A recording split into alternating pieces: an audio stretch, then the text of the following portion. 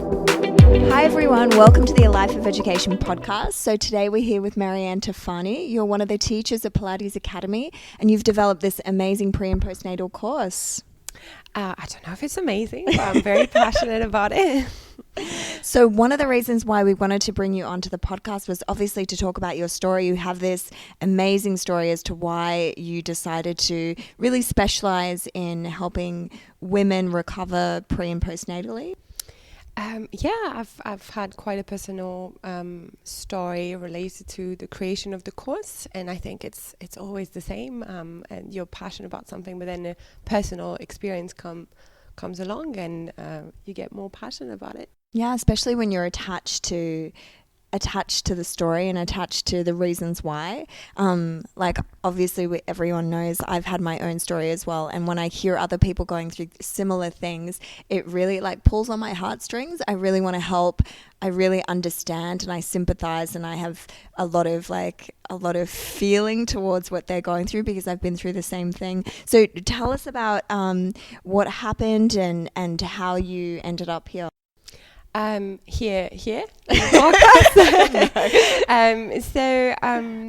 So I got pregnant unexpectedly, and I was teaching then, quite heavy hours. I would say a good 40 hours a week. What were you teaching? I was teaching Pilates. Okay. Yeah. And I had always been passionate about the core.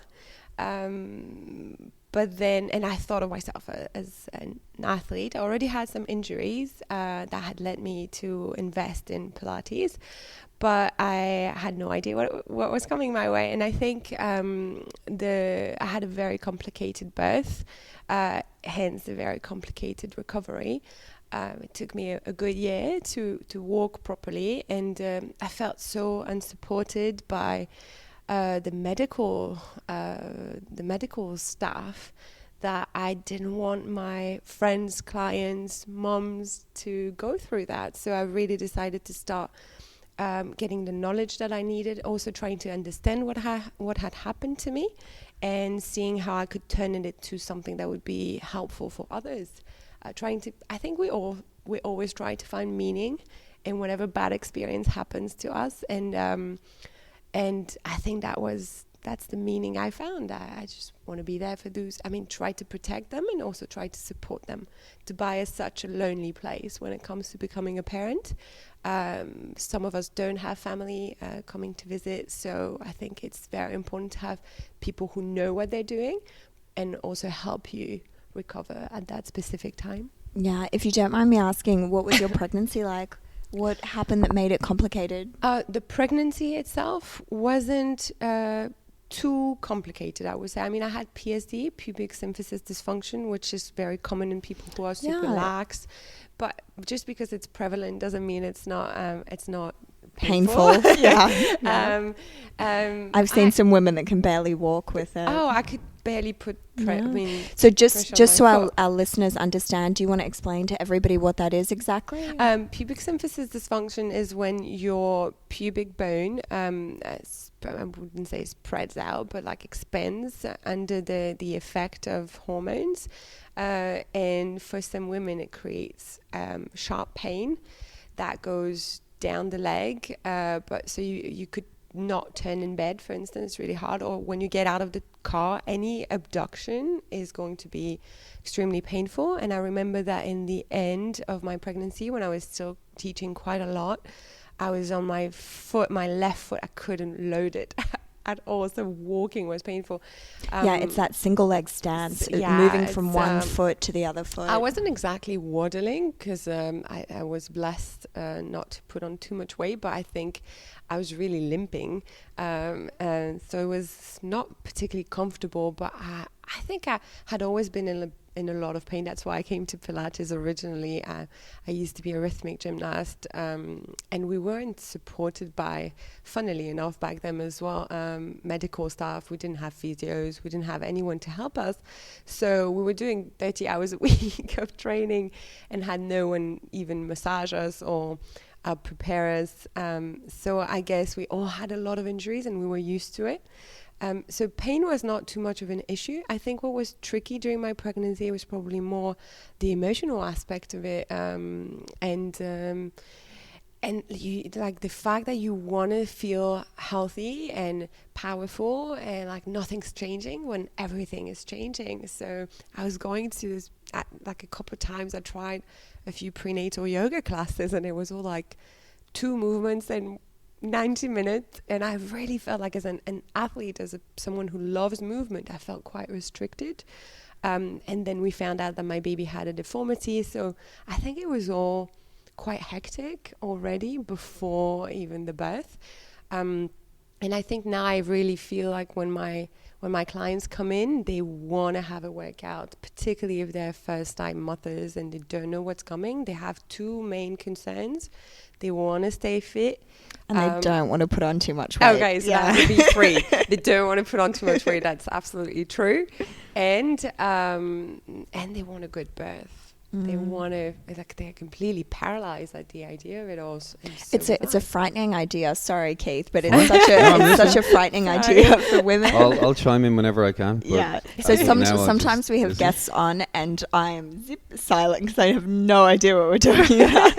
And yeah, now you'll come in handy when we talk about PTSD. Yeah. Okay. Yeah. I'll wait. Thank you. I'll wait patiently. So I was going to say to you, so how did you explain to us what happened during your birth and how that was unique? Where do I start? So it was all fine when I was at home, but you sorry to interrupt you there. Did you decide to have a natural birth or a C-section? Oh, no. I decided to have a natural birth. And I think that's, from what I see, I've met very few ladies who want elective C-sections, and my baby was positioned in the right way, and I was just a bit concerned about my tailbone because I had broken it when I was 13, but the doctor said it was fine, and so I was like, I'm going to do this, and I had always been told I had wide hips for my frame, so I was like, yay! I'm going to be amazing. I'm going to be amazing. I'm a sports person. I'll handle it. And so everything I'm telling you is what I realize now. I realized that I had back labor, but I had no idea. So as long as I was home, I was fine because I was mobile. But there's that fear here that you can't deliver at home. And I started having quite regular contractions. So I was like, we need to go home. My mom was like, it's every 2 minutes. Let's go. And my mom herself had delivered very quickly. So I was really hopeful. I thought it was going to be exactly the same. So we get to the hospital and they put me on my back, which I had always been told was bad. But you want to be a good patient, I think. Your well-being depends on them, and you have a survival kind of instinct where the medical staff they have to like you. I mean, I'm sure you went through something similar with your experience. So I wanted to please them, so I stayed on my back, but it felt very uncomfortable. They said, it's just to monitor you for 10 minutes, and they forgot about me for a good 45. And if you have back labor and you're on your back, you cannot breathe. It took a while, and I was there for 5 hours struggling, getting almost struggling to breathe. Okay. There's constant contractions. I was trying to move. I was trying to go in the bathtub, but they hadn't set the temperature right. So it was just a lot of things that I had hoped would help me and were not, and I could not breathe. Did you have a doula present or a midwife? And that's, honestly, if anyone listens to this and is pregnant, that's what I recommend to all my moms. I really think that, particularly as your partner the first time cannot be on all fronts, and they don't know what's happening. They don't know what they're doing either. You need a really strong woman. He saved our life, don't get me wrong, but you can't be buffering the buffer with the medical staff and at the same time be massaging your wife. I mean, they're not superheroes either. They have to have a specific role. It's either one or the other. And I really think a doula, a woman who guides you and tries to make sure that your preferences are respected, is a great addition to a first-time birth or to a birth following a traumatic experience. So I know I think you're a bit concerned when you're an instructor and you're not going to make money for the months that you're out, that you don't want to be spending too much. And I think I didn't realize how much I would be spending on my recovery, and I felt like maybe I'm being too I don't know, I'm asking too much from my partner by asking for a doula. So I didn't choose to have a doula, but I should have, for sure. She definitely would have helped. I don't think you hear bad stories with doulas because there's someone else looking after you. Especially if you choose someone that you have a really good rapport with and somebody that you can connect with. I think the important thing about a doula or having a midwife there is that they understand the experience and they know what they need to do to make that experience more meaningful for you and more comfortable and looking out for your well-being, as opposed to, and this is not to discredit the medical community whatsoever, but a lot of the time it's like we have this agenda, it goes A, B, and C, and D, and none of that has to do with who you are as an individual and as a person. It just has everything to do with putting you through this machine that gets you in and out of that hospital as quickly as possible, as opposed to as quickly as possible. As opposed to, are you okay? And do you want this? And do you feel comfortable? Or is this working for you? So it's a very different system. And from what I've heard, having a midwife or a doula there is so beneficial to a lot of other women. So moving on. Sure. Mm-hmm. But that's an important point. So I'm pleased you explained a little bit more about it. So moving on, when the midwife came in after, and they examine you. I didn't want to be examined originally because I didn't want to freak out. But then she told me that I had basically in 5 hours moved 1 centimeter. She was like, oh, you're good 4. And I was like, I'm dying here. I'm not breathing. So I was like, what would you offer me? And she offered me opiates. I was like, I told you I wanted the most natural birth possible. I don't want to drug my baby. What else? And instead of offering me gas, which she offered later on, she offered me an epidural. And I have issues with anesthesia. For some reason, even when I always have tooth issues. I don't know what's wrong or if they did their job poorly, but it didn't work. And it also made it worse because in a way I had given, you really feel strongly about your preferences. And I felt like, oh, I've given this away, this power away, the power to walk during my labor for no comfort. So I still felt everything. It was just maybe a bit more mellow, like a bit slowed down. And then after 2 hours more, I said, please help me out. So she gave me gas. And in 1 hour, just from the power of breathing, I was ready. And that's when that midwife decided to go on a lunch break. I didn't realize back then. She was like, oh yeah, we'll push in an hour. I was like, okay. And then after half an hour, I'm like, I'm so sorry, you need to call them. Like I felt the urge.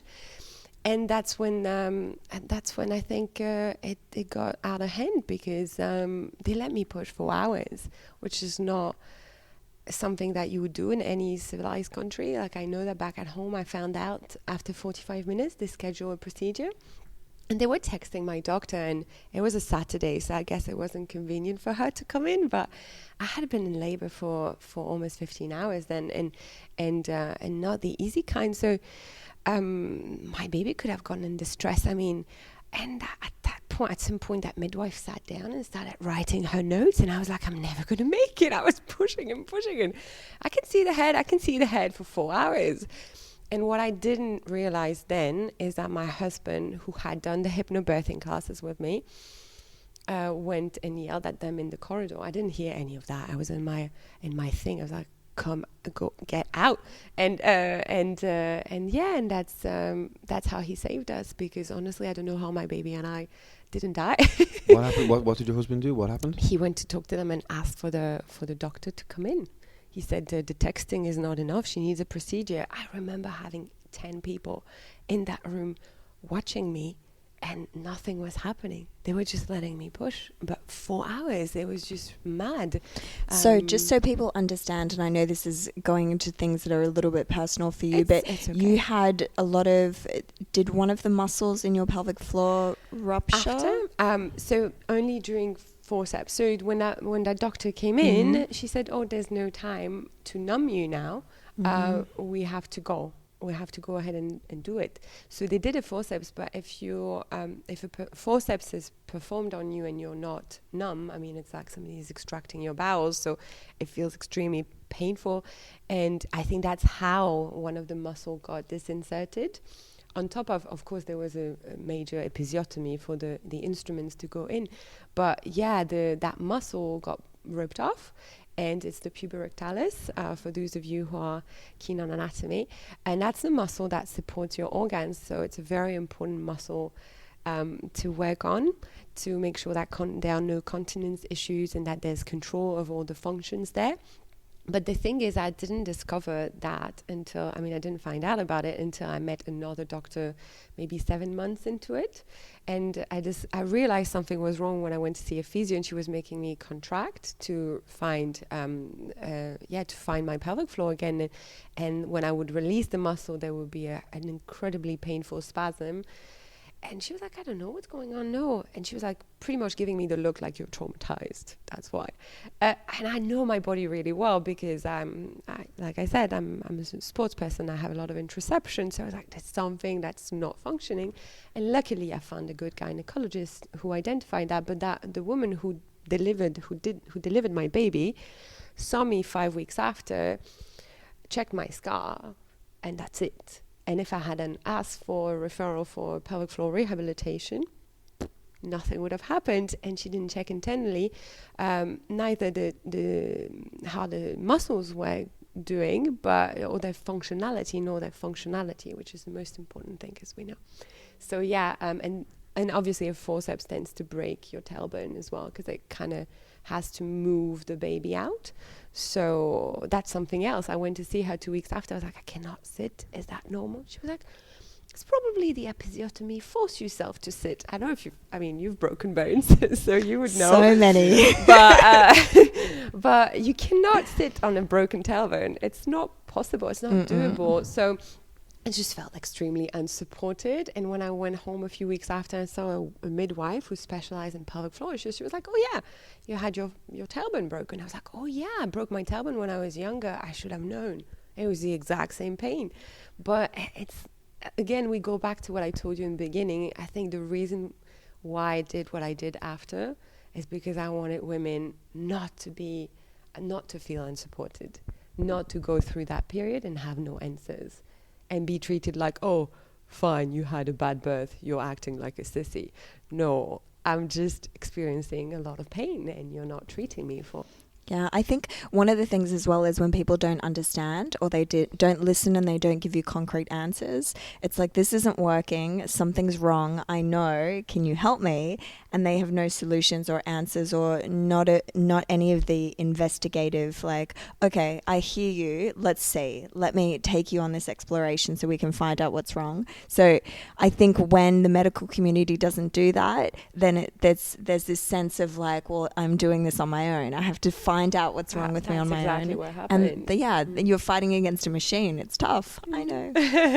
No, but I'm sure, Keith, you probably experienced something like that if you ever had any rehab done, or maybe with some clients. That the medical community aren't really... But that you have to create knowledge. You have to get knowledgeable because nobody's helping you. Because you don't know who to go to be helped. Yeah, it's one of those ones where... it's kind of a tightrope walking from a not to dispute what you're saying, because I totally agree that sometimes the doctors and physios will just go, look, I've seen this a million times, this is routine, you've gone on Google, you've seen something else, it's not that, it's this, and then they find out, oh, it was that, okay, so and I didn't go down that route. That definitely happens. I mean, it's all about the due diligence, by the doctor. If there is something that comes to light, speak to the patient about it, because what you could also do is just reduce your stress levels and anxiety by addressing it, even if it's a gestural address. We have to do these 10 things. You seem to be really stressed over this other thing, so let me just talk to you about that, maybe educate you, maybe do the tests, then show you your anxiety level goes down, and then all the other 10 tests become much more productive because you're dealing with a patient who's calm and relaxed and is actually buying into your process because they know that you as the doctor has their interest at heart. Yeah, I think it's that sense of being with the doctor that cares. Yeah. You want to be with someone that actually cares and isn't like, oh, I got to go, I got my next appointment, or I can't you're believe in the the machine. lady went to lunch. Yeah. There should be like you don't go for lunch. I realized afterwards. There should be a rule. You don't get your I lunch. realized afterwards, but I think she thought, oh, she had an epidural. She won't feel the urge to push, but I hadn't felt. The epidural hadn't worked on me, so I could feel everything. So I think there's that moment in birth when you really feel that you're ready, and she thought I wouldn't feel that because of the drugs. But there should be surely, even if she's going to, not lunch, even if she has an emergency, she should at least come to your bedside and say, hey, look, this is happening. How are you? Clear, clear, clear. All right, I must go and do this. No, she said, oh, you're at 10 first. She said, you're at 10 centimeters. So I was like, okay. So I was happy. I was like, finally. And she was like, fine. So I'll come back in an hour and we'll push then. And I knew if you're at 10, you get to push, finally. Yeah. So I was like, why? She was like, yeah, you're almost at 10. Okay. I have a question for you. Did you Yeah. give birth here in the Yeah. UAE? Yeah. So Am I going to have my second one here? No. No. And I can tell you right now, whenever, and this is not to discredit the medical community here, but I and think they are great they are. gynecologists and physios, and luckily I met them after. It took me a while, but I did. So we don't want to say we hate medical. Yeah, of course. I think that's not what we're saying. What I've discovered through like my whole process is that I feel like whenever I went back to Australia, the quality of care is different, and it has nothing to do with training. It has to do with client-patient relationship. That aspect of the medical community is so undeveloped here. It's almost, this is what I felt personally, there's this sense of, I'm the doctor, you're the patient, I know you don't. I'm going to do this. And there's very little relationship where you're explained and talked to, and you're taken into the process and participating in that. Whereas I found when I was at home, I always had people that were, okay, Caroline, we're going to do this right now. Do you feel comfortable with this? I'm going to talk you through this procedure. This is what's happening. So we're going to do A, B, and C, and then you're going to feel A, B, and C. If you're not comfortable with it, we'll do something else. So there was this whole like, oh, I'm a part of this journey, as opposed to this very separated doctor-patient relationship. That's just my experience. Did you find that? Yeah, of course, absolutely. I would even go further. I would even say that I think sometimes people are annoyed with people who know stuff. Like if you go to a physio and you tell them, I think here my ligament, blah, blah, blah, like my VMO has, I don't know, whatever issue. Can you train this? Can you train that? They don't like it. And I could tell that midwife actually didn't like the fact that I wanted no drugs, that I almost felt, I could be completely paranoid about this, but a few women have told me the same thing. I almost felt like I was bothering her in her job, I was not giving her what she expected from me, and I was really uncomfortable. And going back to what Keith said about addressing the problem as and making it less anxiety, like not generating anxiety, on the contrary, helping you is not the only thing that you expect from the medical staff when you know your anatomy and you feel your body. I think it's also, you want to feel empowered. And through birth, that's something important. And I think when you're not listened to, you cannot be empowered. And I think if you go to a doctor and they have their hands in the most intimate part of your body, and you tell them, and you start crying from pain because of a spasm, and they tell you, oh, you've been too traumatized, dear. She's like, it's belittling, woman. It's belittling, and it's just so. What you're doing is terrible. It's not. The trauma has its impact, of course, but there's something that's not functioning if releasing a muscle causes that much pain, and you should listen to that. And I think it's not just addressing an issue, it's listening to what the patient has to say. Even if what the patient has to say is what they read on Google, you're right, in that case, it's addressing the anxiety. But if sometimes they have a symptom that is the key to identifying what the issue is. Yeah. And I didn't mean it to sound like that when I said it. No, but it didn't sound bad. I think with people who don't really know and Google stuff way too much, it is something important to do, like to understand where they come from. But in any case, there's that listening part of the client-patient relationship that is lost in the UAE. And I don't know if it's because some people come from so many different places and are quite challenged to be honest, I've met people who didn't have the right skills for the job here, clearly. But I don't know, I find that it's something that a lot of people experience here, and with not just with birth, I mean with many things. Like when I started my teacher training, I have very lax ligaments, probably from my practice, and also physiologically, that's just the way it is. You said you were a gymnast growing up. Yeah, growing up, rhythmic, so very like Bendy putting and you between putting you between two chairs and asking you to split. So that was my background. And having people sit on me when I did that. So it was just the way my ligaments were. And so when I started my training, I think one teacher loaded me too much, and it's not just in the medical community that there are issues with skills. I really think in our profession there are problems like that. So she loaded me too much, and then I think my ligaments didn't enjoy that. So I went for rehab, and the rehab I was offered is strengthen your VMO. No attention to my glutes, no attention to anything else, but 5 sessions are just lifting my legs, which is helpful, don't get me wrong, but she would just put some how do you call them, electrodes? Yeah. And leave me for half an hour, and I could tell that I was more competent than she was, and I just feel like, of course, if you don't really know what you're doing, you're not going to want your authority challenged by a patient, as opposed to when you really are on top of things. Like my current women's health physio, I call her the pelvic floor Sherlock Holmes, because you get there, you've got the most complex issue, weird symptoms.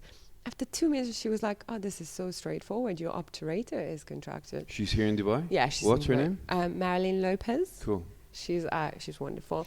Is she at the Osteopathic Health Center? Yes. Yeah, I know. I mean, she's just, honestly, she's really good. We contacted her a while ago to do a talk. I'll talk to her. Amazing. She'll come here. But so just your little boy's now, he's okay? He was born okay through the birth? He's perfect. He was born fine. We checked his head with an osteopath. Everything was fine. We were very lucky, given how quick the procedure was. I actually have a client who lost sight in one eye when she was born quite a few years ago with forceps. So he's absolutely fine, but he still had to have surgery when he was 6 weeks old because he had a cleft. Okay. And during the pregnancy, we weren't sure he was going to be normal. So luckily, everything's fine. Mm-hmm. Functioning-wise, everything's fine. Oh, he's such a great mover. He's a dancing baby. No, he's cool. Yeah. Amazing. That's really good to hear. Yeah. Good to hear. And I'm sure the stress of that compounded with your recovery and then being really stressful about whether he was okay, all of that coming together. Coming together, and also even when everything goes well, these are stressful times, particularly the first time, because babies are colicky, babies don't sleep. It's just a very dark period for a lot of moms. So some love it, but I think those who love it have a lot of help, a lot of support at home. Unfortunately, my mom left about 2 days after I gave birth, so I couldn't walk, I couldn't go to the bathroom normally, and I had a crying baby. So it was, and I knew I had to fly. So I think that also delayed the recovery, because you're looking after another human being, and they need you more than you need help. So I think it for a lot of moms, it's a struggle to make time for recovery, and you need to feel like you're going to the right people when you do. So, and then how I designed the course, I think it first started with clients. I started designing prenatal workshops to educate women who really wanted to know, what should I do? What should I avoid? How can I avoid issues? How can I avoid having a difficult birth through my practice? And as you can imagine, both of you, after what I said, I emphasize breathing in difficult positions a lot, because I know how key it is to progress through the whole dilation process. And then So you would do breathing exercises with... I do, so This would be more as a prenatal program. prenatal right? program. So including breathing. Including so many things like, but if we're going to talk about breathing, so when you take an antenatal class with your partner, they teach you the breathing between contractions, the breathing during contractions, but you're sitting on a comfy fit ball doing that. It doesn't prepare you for birth, in my opinion. What can prepare you for birth is creating some sort of contraction in your body. So let's say I exhaust their triceps, doing some very simple moves, some very safe moves.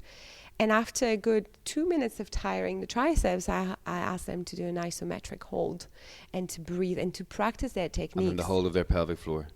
No, or on their the tricep. contrary, they're holding the tricep contraction, but the pelvic floor needs to let go and the belly needs to let go, and it's quite the opposite of Pilates breathing. Yeah, which absolutely. is so hard to deconstruct for Pilates clients. And I think as a Pilates instructor, it is my duty to tell people and to teach them something else when what they're going to need on the day is a different kind of breathing. So I really make it clear in those workshops that there's the breathing that helps you support your back, our Pilates lateral breathing.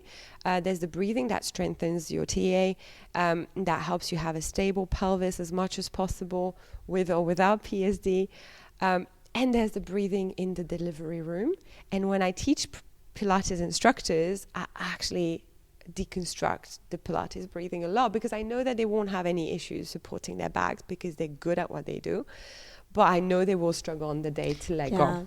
Do you know what's interesting is that a lot of I've read and heard that a lot of yoga and Pilates instructors, when they get to having babies, they actually have the opposite problem. They don't know how to let go because they're so used to years and years of overtraining their pelvic floor muscles and keeping everything engaged. And so it's totally the reverse. I've had yoga instructor friends who've been doing handstands throughout their pregnancy, and they get to labor and like nothing moves. Everything's so tight. It's interesting to see that.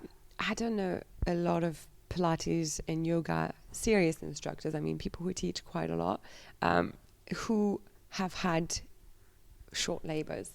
So you know how I told you my mom had a very easy, back then she wasn't sporty. So her first labor was 4 hours. She told me she pushed twice. And so I was like, what's the main difference? I was like, I teach Pilates this many hours a week. And as much, don't get me wrong, I love Pilates for so many reasons. And I really think it helps people get a great posture, particularly for after birth, like opening the chest, supporting their back. So the strengthening component is very important, but strengthening is not tightening. And if there are instructors who are listening to us and who say tighten your pelvic floor in class, please stop doing that because tightening is not strengthening. And I think an issue that a lot of women have, a lot of men actually have these days, are that they have tightness everywhere, and because this is such an intimate area, we do not go and do muscular release as easily, particularly before having a child. When I was told you need to do massages, internal massages, honestly, I tried once. It was so tight. I was like, where do I go? What do I do? I didn't know. So that I think that's when people like Marianne come into play. I send a lot of my clients to people like Marianne, women's health physios who know what they are doing. And I say, she's going to show you how to do that internal massage, and you're going to have a better birth for it because you'll be ready. But you have to educate people. So I think it all started when I realized that in an hour, in 55 minutes, I couldn't educate people, and they were craving that knowledge. So I created the workshops. They worked really well. All my moms had, I wouldn't say easy experiences. Sometimes they had cesareans, emergency C-sections, but they felt empowered through it, which made a whole difference. And more supportive as well. I'm sure before and after they knew that they could come and talk to you and share an experience with you. Exactly. I hope that's how they felt. So I'm curious, for Pilates instructors, as part of your course, what do you teach for them to be mindful? What are some of the take-home messages that they can take for everyone listening? If you're a Pilates instructor and you're going through a prenatal program, what are things to be mindful of? For prenatal program, there are a few things I would work on specifically, or deconstruct, like we said. So that issue of breathing that we've extensively discussed, and then the mobility of the thigh bone in the hip joint. Like I find that a lot of Pilates instructors were originally dancers or have a very externally oriented external Stance. rotation. Yeah, that Pilates V. That, to be honest, nowadays creates a lot of SIJ dysfunction, sciatic pain. The other day I was in a class where the lady who's an influencer was very focused on that external rotation, and honestly I had pain for 3 days because I don't need that. I need to rotate in more, or at least work in a parallel stance. So I would really tell them it's okay to do external rotation, but don't forget that the pelvic floor attaches to bones, and you need to move. By moving the femurs, you are going to move the sit bones, so you're going to stretch that pelvic floor. So that's something I would encourage a lot, and that I encourage a lot for my moms, the medial rotation and mostly the mobility. Yeah, I know a lot of trainings these days talk about, particularly when you're in extension, to be not medially rotated, but toes together, heels apart, as opposed to that classical just external rotation where, for the sacrum and that particular reason. What else would you encourage people to be mindful of? To be mindful of, I mean, I think most instructors know the basics, that you shouldn't work in thoracic flexion too much, but I would really encourage them to get more knowledgeable and to, because that will help them be creative. Something that I do in my pre and postnatal course is that I tell them I'm not going to give you ready-made recipes. I mean, we're going to do a class together, but I want you to become independent and confident. I think two things that you see when, I think I told you about it, with instructors is either they get bored when they teach prenatal Pilates because they're scared.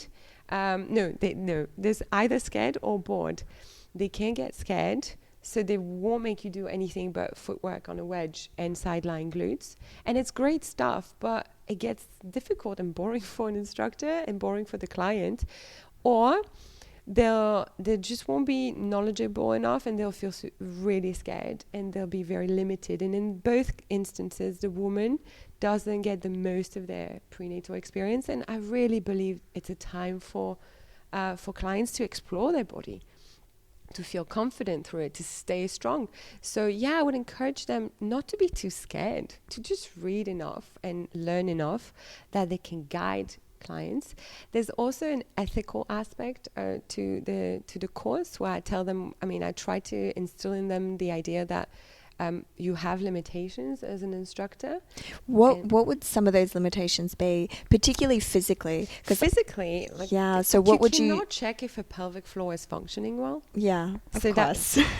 No, but you cannot. You can check if the transverse is working well, and it would give you a cue, because they're so intrinsically related, as to whether or not the pelvic floor is doing what it has to do. So if you're asking them to release that pelvic floor, you're giving them imagery to do that, but you see that the TA is super engaged, you know that they're not completely relaxed. But that's how far, as far as it goes. And when I teach pelvic floor workshops, but sometimes women are like, should I do this? Should I do that? I'm like, if it's a bit more of a complicated issue, I'm not good. I can go in and check if you're having that problem because you're tight, if you're having that problem because you're not strong enough, if you're having that problem because you have an avulsion. And avulsion is what we talked about, what happened to me, the muscle that's disinserted, and it's between 13% and 36% of women. That's how badly diagnosed it is. So it's quite a lot of women who have had a vaginal birth. Anyway, I keep going on a tangent, so please bring back on track. But I think that's something I would encourage them to do. Just educate themselves. And if we move into postnatal care, what are some of the take home? Some of the things to take. So I think one of the reasons why the training I've created is a bit different from the ones that I attended is that I found that the thing that you will hear the most from clients who are expecting is, when can I go back into exercise? And it really varies from one woman to another, not just because of genetics, but because of that birth, the birth they're going to go through, and you have no idea how it's going to go. So you really need to tell them once you've had your baby, I can tell you that. But there's also something else that I cover in the training, that is the stages of the recovery. So I divide things into 3 main stages. But those three phases are going to be very different from one woman to another, and you need to build up to them. So you can't just say, hey, you had a cesarean, please come back after 3 months. I mean, it is true that if they had a not unplanned cesarean, you want them to wait.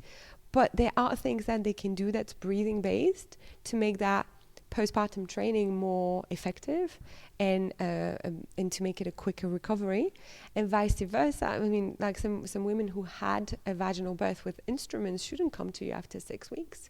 Nothing is ready then. Quite naturally, particularly episiotomies. And that's where you have to be really careful as an instructor.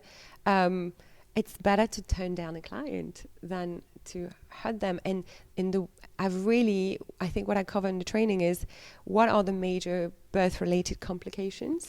Can we just backtrack? I want to go into some of the phases and then ask you about some of the complications. So the phases, the first one is the one, in my opinion, where you're not going to see your client much unless you've really built a relationship. So I have a client in India at the moment, and I told her before, this is the small things you can do. So let's say to close that pubic symphysis, if everything is fine in your pelvic floor, she had a planned cesarean, so she can definitely do some squeezes. The TRA breathing for her, she's going to have to wait a little bit longer as the tissue heals. So things like that are very small, and that unless you've met the client before, you won't get to do. That's usually from 2 weeks to about 6-8 weeks. And then you've got phase 2, that is usually the longest. Phase 2 is when you transition women back into tabletop. According to the course, that's how I structured it. So for everyone who's listening, tabletop is basically when you're lying down on your back and you have your legs in a tabletop position. So it's 90 degrees at the knees and hips. So both legs are in the air. And I think something that is really hard, particularly for athletic women, to realize is that this is a challenge after a baby, because the abdominals have stretched so much, and the pelvic floor is not supporting you, and your hips are still quite they're under the influence of relaxin, particularly for breastfeeding women. So how long in your experience does relaxin take to... So they say in the books, they say 5 months if they're breastfeeding. I've had 5 months if they're breastfeeding. Yeah. I've had a lot longer than that. It depends on how lax people, it depends on their biology, really. And I had a client who just stopped breastfeeding. Her baby's 9 months now, and we finally got to tabletop. And I'm sure it's related because if you're really lax in your ligaments, it's really hard to find the support in your abs and in your glutes to anchor those hips. And if women breastfeed or not, it changes that too. It does, because then the relaxin exits your body earlier. Sooner, if you're not breastfeeding. Sooner. Definitely. So something that is common for us to treat is diastasis recti. So the separation in the abs. Women worry about it aesthetically mostly, but it's great that they worry about it aesthetically because it's involved in continence. So particularly if you've had a difficult, if you've had episiotomies or a vaginal birth in general, the pelvic floor is sometimes so traumatized that the muscles don't function and don't support the organs. So your main way of supporting yourself is through your abdominals, and everything we do to close the diastasis is related to strengthening the deep abdominals. So that's all the things that we do in that phase 2. We focus on rebuilding the abdominals in a way that allows women to have body weight kind of load. And then in that phase 3, it's transitioning them so they can one day leave you and go back to their normal exercise. And that's more lumbar flexion through with good breathing, good engagement before even thinking of thoracic flexions. That's more, and of course starting to add very small load, so wrist weights, ankle weights. In the phase 2, I build glutes quite a bit as well, particularly glutes medius. To build a lot more support in the pelvis. It's my main concern is stability, stability at that stage. And going into some of the, you were mentioning some of the complications that you look at. Yeah, I look at the complications because I think if you were to treat someone with you had an accident, people would want to know what exactly broke, where, when, what kind of pain you experienced after. They would ask, right? I think if you do not know what a vacuum is or what a cesarean is, a little bit more in depth, it doesn't mean you have to become a surgeon, but how can you treat the fascia? How can you treat how can you work on the neuromuscular response? And I think after a baby, a lot has to do with the nerve, with the way the brain doesn't want to hear from the body, from what's going on in those areas. Like I treated someone who had a very traumatic emergency cesarean at 6.5 months 11 years ago, and Chloe was telling me Chloe is the owner of Pilates Academy. She was telling me, I'm struggling, can you do something? She's not feeling her transfers, and through breathing and contact and touch and sensory stimulation. Sensory stimulation. After 2 minutes, she was like, oh, I feel something. After 11 years. So you really cannot forget that this is, even when everything goes well, if there's a procedure, if there's a cut, it doesn't go well for the body itself. So it's actually easier with people who had PTSD like I did, because we know there was a trauma. So we know we need to work on the nervous system. But with someone who comes in, was numb, had a forceps but didn't realize, you're not going to think, oh, maybe she's not connecting her pelvic floor. And that's usually when you send them to a women's health physio. So yeah, in that postnatal part of the training, that's a lot of what we do, a lot of diastasis recti rehab. And mostly what I want to emphasize on is trainers, build it up, because you could trigger a prolapse, you could trigger incontinence if you were not doing, or a hernia. If you're not gentle. Yeah. Be gentle, and also, particularly for those who haven't had children, it's really hard to grasp what a diastasis is. It's really difficult to imagine. It's a really strange feeling in the body. I've had many injuries, but it was strange. So you don't really know what you need to ask about if they're feeling a pull in the center of the abs. If they are, they're not connecting enough to add load. And you need to create the connection first and foremost. So we do a lot of checking for weak abdominal engagement, on top of learning how to check for diastasis itself. And I think I try to cover the emotional component of it all, and the sleep deprivation, and how that too affects the nervous system and the biology and the physiology. So we try to cover all that in 2 days, which is challenging. It's a lot of information. But for actual women who have had children and who are not trainers, I've created this 5-session program and that's how I think trainers started coming to me and saying, Marianne, could you train me? Because sometimes after 5 sessions, we have a reduction in 1.5 centimeters in only 2 weeks.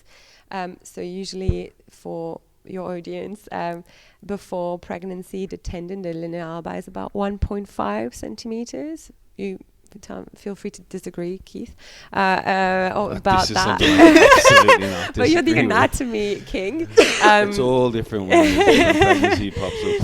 And after a birth, like people often focus on 2 fingers. I don't know why that is, but it's really 2 centimeters. And that would be about 1 finger if you were to place, because you cannot feel the whole tendon. So we want to get that woman back to 2 things, the 2 centimeters if possible, and the functionality. So let's say I punch someone in their belly, which I wouldn't do. But imagine you're being punched in the belly. The muscle should naturally, as a reflex, protect your organs, and that's where we take them.